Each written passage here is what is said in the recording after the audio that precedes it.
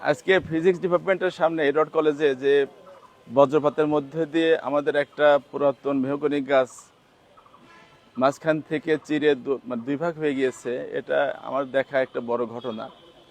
তো আমরা দেখে থাকি যে বিভিন্ন সময়তে ছেলে মেয়েরা যখন বজ্রপাত শুরু হয় তখন কোনো গাছ দেখলে গাছের নিচে গিয়ে আশ্রয় নেয়। তারা ভাবে বোধহয় গাছ আমার জন্য একটা শেল্টার হবে, কিন্তু গাছ নিজেই যে বজ্রপাতকে ইনভাইট করে এই তথ্যটা আমাদের বাচ্চারা অনেকেই জানে না।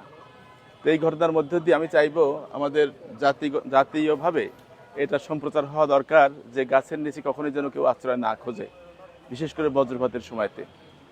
বজ্রপাতে যে এরকম ভাবে গাছ দুই ভাগে ভাগ হয়ে যায় এরকম আমার কখনো জীবনে দেখিনি, আজকে প্রথম জীবনে দেখলাম। এবং আসলে আমার কাছে মনে হচ্ছে যে এটা সারা জীবনের একটা স্মরণীয় অভিজ্ঞতা।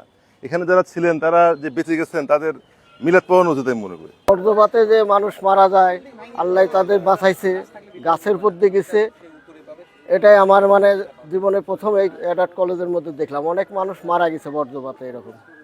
বারান্দাতেই ছিলাম, এরকম শব্দ হলো, তারপরে যে আমরা দৌড়মারে শব্দ পাই, যে দৌড়মারে আমরা পালাইছি।